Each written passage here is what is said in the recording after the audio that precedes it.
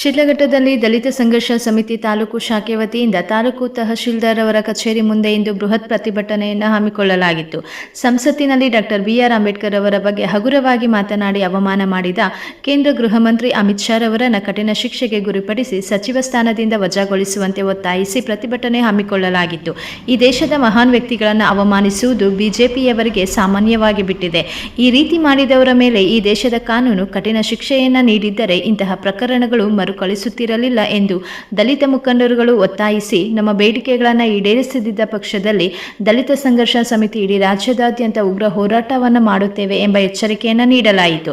ಈ ಒಂದು ಸಂದರ್ಭದಲ್ಲಿ ಜಿಲ್ಲಾ ಸಂಘಟನಾ ಸಂಚಾಲಕರಾದಂತಹ ಎನ್.ಎ. ವೆಂಕಟೇಶ್, ತಾಲೂಕು ಸಂಚಾಲಕರಾದಂತಹ ಟಿ.ಎ. ಚಲಪತಿ, ಸಂಘಟನಾ ಸಂಚಾಲಕರಾದಂತಹ ಲಕ್ಕೇನಹಳ್ಳಿ ವೆಂಕಟೇಶ್, ಉಜುಗೂರು ವೆಂಕಟೇಶ್, ಗಂಗಾಧರ್, ಡಿ.ಎಂ. ವೆಂಕಟೇಶ್, ದೊಡ್ಡ ತಿರುಮಳಯ್ಯ, ಮಟ್ಟಿ ನಾರಾಯಣಸ್ವಾಮಿ ಇನ್ನೂ ಮುಂತಾದ ಅಂಬೇಡ್ಕರ್ ಬಗ್ಗೆ ಅಗ್ರವಾಗಿ ಮಾತನಾಡಿರುವ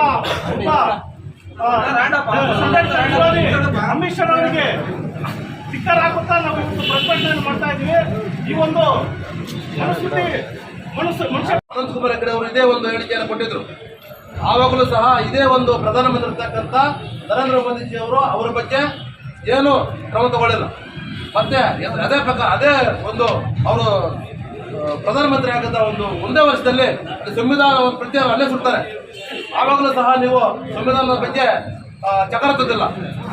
ನೀವು ಸಂವಿಧಾನವನ್ನ ಹೋಗ್ಬಿಟ್ಟು ಸಂವಿಧಾನ ಇದು ಮಾಡಿಕೊಂಡು ನಾನು ಸಂವಿಧಾನದಿಂದ ನೀವು ಪ್ರಧಾನಮಂತ್ರಿ ಆಗಿದ್ದೀರ ಹೇಳ್ತೀರಾ. ಮತ್ತೆ ನಿಮ್ಮವರು ಒಂದು ಸಚಿವ ಸಂಪುಟದಲ್ಲಿ ಇರ್ತಕ್ಕಂಥ ಮಂತ್ರಿಗಳೇನಾದ್ರು ಸಂವಿಧಾನದ ಬಗ್ಗೆ ಮಾತಾಡಿದ್ರೆ ಅದ್ರ ಬಗ್ಗೆ ಯಾವುದೇ ಒಂದು ನೀವು ಒಂದು ಹೇಳಿಕೆ ನೀಡೋದಿಲ್ಲ. ಹಾಗಾಗಿ ಇವು ಇಬ್ಬರು ಇದ್ದಾರಲ್ಲ, ಇವರು ದೇಶದ ಒಂದು ಅಮಿತ್ ಶಾ ಆಗಿರ್ಬೋದು, ಇವರು ಮೋದಿಜಿ ಆಗಿರ್ಬೋದು, ಅವರಿಬ್ಬರು ದೇಶದ ಎರಡು ಕಳ್ಳತಿರುಗಳನ್ನ ರಾತ್ರಿ ಎಲ್ಲ ಹೋಗಿ ಬೇಕು ಬರ್ತಾವಲ್ಲ, ವಾಮ ಮಾರ್ಗದಿಂದ ಹೋಗಿ ಒಂದು ಇವಿಎಂ ಬಳಸ್ಕೊಂಡು ನೀವು ಪ್ರಧಾನಮಂತ್ರಿ ಆಗಿರೋದು. ನಿಮ್ಗೆ ಏನಾದ್ರು ನಾಚಿಕೆ ಇದ್ರೆ, ಮಾನ ಮರ್ಯಾದೆ ಇದ್ರೆ ಇವಿಎಂ ಅನ್ನು ಕೈ ಬಿಟ್ಟು ಬ್ಯಾಲೆಟ್ ಪೇಪರ್ ತಂದೆ, ಬ್ಯಾಲೆಟ್ ಪೇಪರ್ ಮೇಲೆ ಚುನಾವಣೆ ನಡೆಸಿ ಆವಾಗ ನೀವು ಬಿಜೆಪಿ ಸರ್ಕಾರ ಏನಾದ್ರು ಬಂದ್ರೆ ಸರ್ಕಾರ ಬಂದ್ರೆ ಅವಾಗ ಇದು ಮಾಡಿದ್ದೀವಿ. ಆ ಒಂದು ಅಂಬೇಡ್ಕರ್ ಅವರನ್ನ ಬಳಸ್ಕೊಂಡು, ಅಂಬೇಡ್ಕರ್ ಸಂವಿಧಾನ ಬಳಸ್ಕೊಂಡು ಇವತ್ತು ಜನ ರಾಜ್ಯ ಆಳೋದಾಗಿ ದೇಶ ಆಳ್ತಾ ಇದ್ದಾರೆ.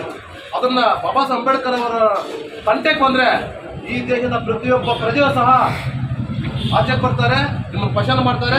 ಮುಂದಿನ ದಿನಗಳಲ್ಲಿ ನಿಮಗೆ ಒಂದು ನಿಜವಾಗಿರ್ತಕ್ಕಂಥ ಪಾಠನ ಕಲಿಸ್ತಾರೆ. ಈಗಾಗಲೇ ಮೊನ್ನೆ ಒಂದು ಚುನಾವಣೆಯಲ್ಲಿ ನಿಮ್ಗೆ ಚಿಮಾರ್ ಹಾಕಿದ್ದಾರೆ. ನೀವೇನು ಹೇಳ್ತಾ ಇದ್ರಿ? ಒಬ್ಬ ಹೆಣ್ಣು ಮಗುವಿಗೆ ಅಸಂಸ್ಕೃತವಾಗಿ ಮಾತನಾಡಿ ಏನು ಅಧಿವೇಶನ ನಡೀತಾ ಇರ್ತಕ್ಕಂಥ ನಮ್ಮ ಬೆಳಗಾವಿಯ ಸುವರ್ಣಸೌಧದೊಳಗಡೆನೆ ವಧೆ ಬಿತ್ತ ಅವನಿಗೆ, ಸಿ.ಟಿ. ರವಿಗೆ. ಅದು ಬಿಜೆಪಿಯ ಸಂಸ್ಕೃತಿ. ಆ ಥರ ಅಮಿತ್ ಶಾಗೆ ಆಗೋದು ಬೇಡ. ಜನರು ರೊಚ್ಚಿ ಹೋಗಿ ಎಲ್ಲಾದ್ರೂ ಬೀದಿಯಲ್ಲಿ ಸಿಕ್ಕಿದಾಗ ಕಲ್ಲಲ್ಲಿ ಹೊಡೆದು, ಪೊರಕೆಯಲ್ಲಿ ಹೊಡೆದು, ದೊಣ್ಣೆಯಲ್ಲಿ ಹೊಡೆದು ಜನರ ಕೈಯಲ್ಲಿ ಶಿಕ್ಷೆಗೆ ಒಳಗಾಗೋದು ಬೇಡ. ದಯವಿಟ್ಟು ಪೊಲೀಸ್ ಇಲಾಖೆ ಮತ್ತು ಸರ್ಕಾರಗಳು ಕೂಡಲೇ ಎಚ್ಚೆತ್ತುಕೊಂಡು ಏನು ಅಂಬೇಡ್ಕರ್ ವಿರುದ್ಧವಾಗಿ ಯಾರೇ ಮಾತನಾಡಿದ್ರು ಅವರ ವಿರುದ್ಧ ಕಠಿಣವಾದ ಕ್ರಮ ಜರುಗಿಸಬೇಕು. ಆಮೇಲೆ ಅಂಬೇಡ್ಕರ್ ಅವ್ರ ಜೊತೆಗೆ ಈ ದೇಶದ ಮಹಾನ್ ವ್ಯಕ್ತಿಗಳು ಯಾರೇ ಆಗಿರಲಿ ಅವ್ರ ವಿರುದ್ಧ ಯಾರು ಕೂಡ ಹಗುರವಾಗಿ ಮಾತನಾಡೋದನ್ನ ದಲಿತ ಸಂಘರ್ಷ ಸಮಿತಿ ಒಪ್ಪೋದಿಲ್ಲ. ಎಲ್ಲರಿಗೂ ಗೌರವ ಕೊಡ್ತಕ್ಕಂಥ ಕೆಲಸ ಈ ದೇಶದಲ್ಲಿ ಆಗಬೇಕು ಅಂತ ಈ ಸಂದರ್ಭದಲ್ಲಿ ಹೇಳ್ತಾ, ನಮ್ಮ ಬೇಡಿಕೆ ಏನಿದೆ, ಅಮಿತ್ ಶಾ ಅವರನ್ನ ಕೂಡಲೇ ಸಚಿವ ಸ್ಥಾನದಿಂದ ಕೆಳಗಿಳಿಸಿ ದೇಶದ್ರೋಹದ ಅಡಿಯಲ್ಲಿ ಆತನನ್ನ ಜೈಲಿಗೆ ಕಳಿಸಬೇಕು. ಈ ಕೆಲಸ ಏನಾದ್ರು ಆಗದೇ ಇದ್ರೆ ಮುಂದಿನ ದಿನಗಳಲ್ಲಿ ದಲಿತ ಸಂಘರ್ಷ ಸಮಿತಿ ವತಿಯಿಂದ ಇಡೀ ರಾಜ್ಯಾದ್ಯಂತ ಉಗ್ರವಾದ ಹೋರಾಟವನ್ನ ರೂಪಿಸಬೇಕಾಗ್ತದೆ ಅಂತ ತಮ್ಮ ಮೂಲಕ ತಿಳಿಸ್ತಾ ನನ್ನ ಮಾತುಗಳನ್ನು